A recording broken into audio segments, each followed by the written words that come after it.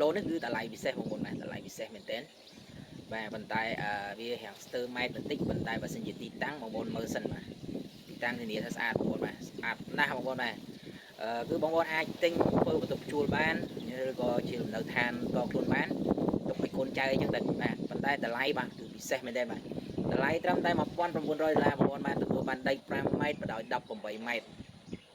បាទហើយផ្លូវ10 ម៉ែត្រផ្លូវគ្រោះក្រហមស្អាតបងប្អូនបាទហើយទីតាំងចូលពីផ្លូវមកត្រឹមតែ100 ម៉ែត្រទេបងប្អូនបាទចូលពីផ្លូវធំ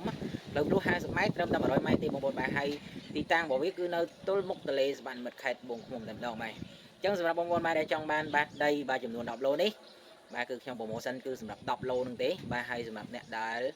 គាត់បានមកទិញគឺ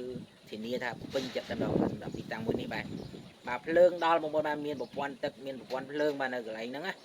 អញ្ចឹងគឺបងប្អូនអាចមិនភ័យបារម្ភជាមួយនឹងរឿងទឹកភ្លើងទេបងប្អូនបាទដោយសារតែនៅក្បែរហ្នឹងគឺប្រព័ន្ធទឹកហើយនិងប្រព័ន្ធភ្លើងគឺមានគ្រប់គ្រាន់អញ្ចឹងបងប្អូនចង់តចូលផ្ទះអីគឺបានបងប្អូនបាទអញ្ចឹងបងប្អូនបាទដែលចង់បានអាចទំនាក់ទំនងតាមលេខទូរស័ព្ទរបស់ខ្ញុំខាងលើនេះបងប្អូនបាទសូមអរគុណ